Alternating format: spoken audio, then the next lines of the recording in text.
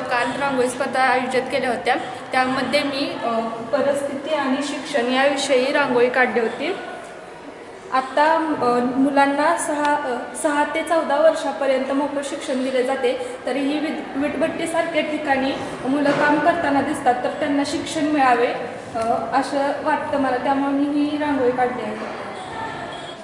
सगळी नलवडे मॅडमची स्वतःची त्यांनी तालुक्यावर पेन्शन घ्यायची आहे ना, त्यांची स्वतःची ती मी सावित्री ज्योतिराव बोलते, तिथून पुढे सगळी असलेलं आहे।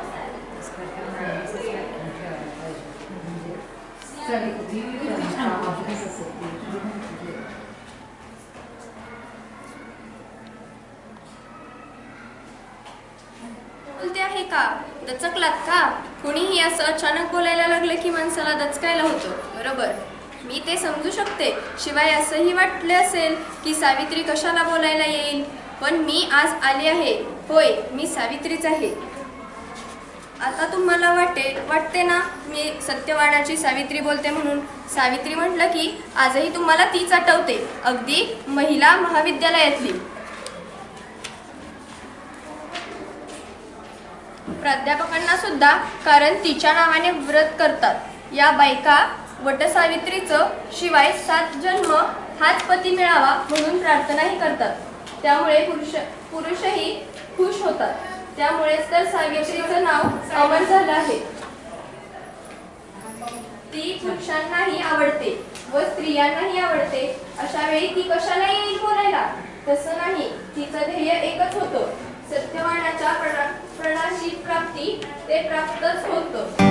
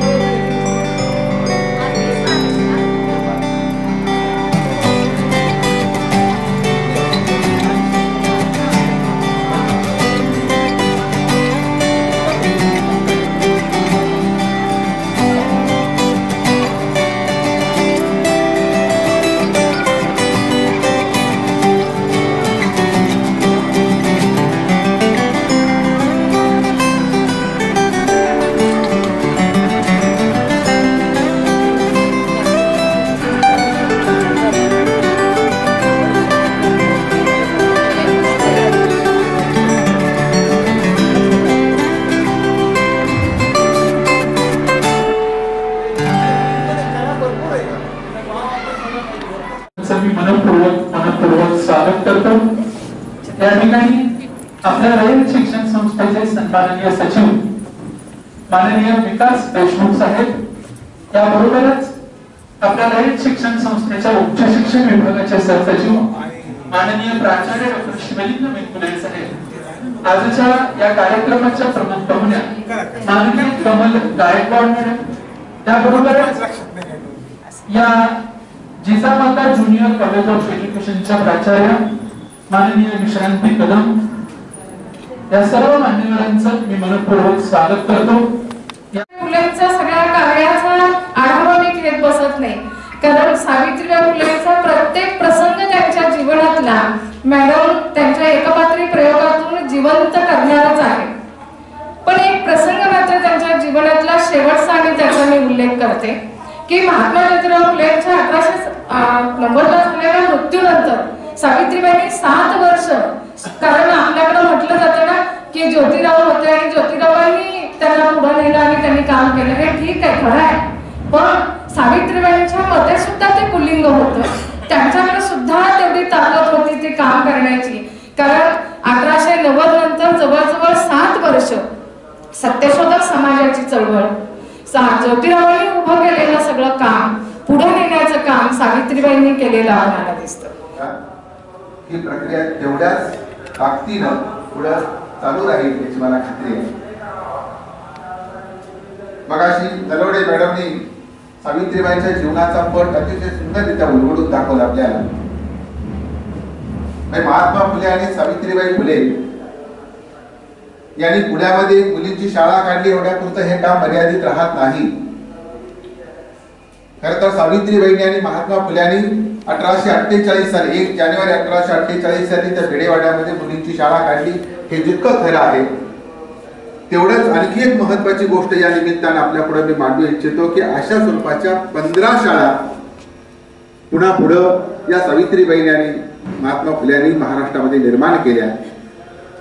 स्त्रिया असतील, अस्पृश्य समाज व्यवस्था असेल, ज्या व्यवस्थेला माणूस म्हणून जगण्याचा अधिकारच आमच्या व्यवस्थेनं दिलेला नव्हता, आणि शिक्षण ही अशा स्वरूपाची एक गोष्ट आहे की जी माणसाला माणूस म्हणून जगण्याचं आत्मबळ त्यांच्यामध्ये निर्माण करू शकते।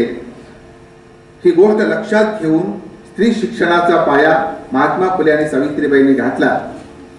तोच विचार पुढे जाऊन मग शाहू महाराज असतील, कर्मवीर भाऊराव पाटील असतील, महर्षी शिंदे असतील, अशा अनेक लोकांची नावं सांगता येतील। हा विचार पुन्हा पुढे घेऊन जाण्याचं काम त्या ठिकाणी केलं जात आहे। आणि आजची जी नवी पिढी आहे, या ज्या नव्या विद्यार्थिनी आहेत, या विद्यार्थिनींना आपली वैचारिक परंपरा काय आहे, कोणत्या विचाराचे आपण पायिक आहोत याची जाणीव सातत्याने त्यांच्यामध्ये निर्माण करून देणं, ही एक भूमिका घेऊन आपण अशा स्वरूपाचे कार्यक्रम आयोजित करण्याचा प्रयत्न करत असतो। आज या निमित्तानं सावित्रीबाईंच्या विचारांचा जागर या निमित्ताने केला जाईल। सावित्रीबाईंनी केलेल्या कार्याची ओळख नव्या पिढीला त्या ठिकाणी करून देण्याचा प्रयत्न या निमित्ताने केला जाऊ शकेल। शिक्षणासारखं कार्य असेल, विद्वांच्या त्यांच्या पुनर्वसनाचं, त्यांना माणूस म्हणून पुन्हा एकदा त्या ठिकाणी उभं राहण्याचं काम ज्या माऊलीनं केलं ते कार्य असेल। मगाशी मॅडमने एका गोष्टीचा उल्लेख केला की त्यांचा दत्तक मुलगा यशवंत हा लष्करामध्ये असताना सुद्धा त्याला तिथली नोकरी सोडून देऊन प्लेगाच्या साथीच्या त्या रोगामध्ये पुण्यामध्ये यायला लावलं, तिथं दवाखाना उभा करायला लावलं, आणि समोर मृत्यू माहीत आहे आपला, हे माहीत असताना सुद्धा एक सामाजिक सेवेचं जे व्रत आहे, हे व्रत अतिशय निष्ठेनं, अतिशय श्रद्धेनं पुढे घेऊन जाणं, भले त्यामध्ये आपला मृत्यू झाला तरीही हरकत नाही, हा जो त्याग आहे, हा जो ध्येयवाद आहे, हा ध्येयवाद आणि ही विचारांची परंपरा तुमच्या माझ्यामध्ये भक्कमपणानं रुजली पाहिजे, हा एकमेव अशा स्वरूपाचा उद्देश डोळ्यासमोर ठेवून अशा स्वरूपाची ज्ञानमंदिरं रयत शिक्षण संस्थेनं अनेक निर्माण करण्याचा प्रयत्न केलेला आहे। आजही तो सुरू आहे। रयत शिक्षण संस्थेच्या परिवारामध्ये, रयत शिक्षण संस्थेच्या एकूण कार्यक्षेत्रामध्ये ही 2 केवळ मुलींची महाविद्यालय आहेत किंवा शिक्षणाची केंद्र आहेत असं नाही, तर अशी अनेक केंद्र पुण्याला असेल, आणखी नगरला असेल, 16 जिल्ह्यामध्ये ही उभी राहिलेली आहे। या माध्यमातून स्त्रियांचा एक अतिशय उच्च दर्जाचा सन्मान त्या ठिकाणी निर्माण करून देण्यात एक जी शक्ती आहे, ही जी ताकद आहे, या ताकदीला पुन्हा एकदा नवं बळ देण्याचा प्रयत्न करणं हा प्रयोग या निमित्ताने केला जातो आहे आणि त्याचाच हा भाग म्हणून आजचा कार्यक्रम आहे। या या विद्यार्थिनीच्या रूपाने या नभाला पडतो आहे, त्या ठिकाणी तिचा सन्मान होतो। जोरदार टाळ्या झाल्या पाहिजे। आपल्या फक्त महाविद्यालयाचंच नाही, जिल्ह्याचंच नाही, राज्याचंच नाही, तर देशाचं नाव आंतरराष्ट्रीय पातळीवर या विद्यार्थिनीने नेलेलं आहे। यानंतर याच विद्यार्थिनीला शिवाजी विद्यापीठाचा यादगीर चषक त्याच्या एकूण क्रीडा क्षेत्रातील कामगिरीबद्दल जो मिळालेला आहे, तो चांदीचा चषक या ठिकाणी ती विद्यार्थिनी सन्माननीय प्राचार्य डॉक्टर शिवलिंग मेनकुले साहेब यांच्याकडे महाविद्यालयासाठी सुपूर्द करते। तिला विनंती आहे की तिनं तो चषक या ठिकाणी आदरणीय विकास देशमुख साहेबांच्या हस्ते आणि तिच्या हस्ते मेनकुले सरांकडे सुपूर्द करावा।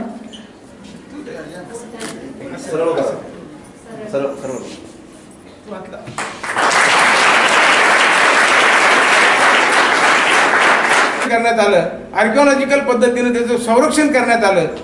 जसं नायगावला सावित्रीबाई फुलेंच्या मूळ गावामध्ये नेवशेंच्या राहण्याच्या ठिकाणी त्यांचं मूळ आडनाव नेवशे,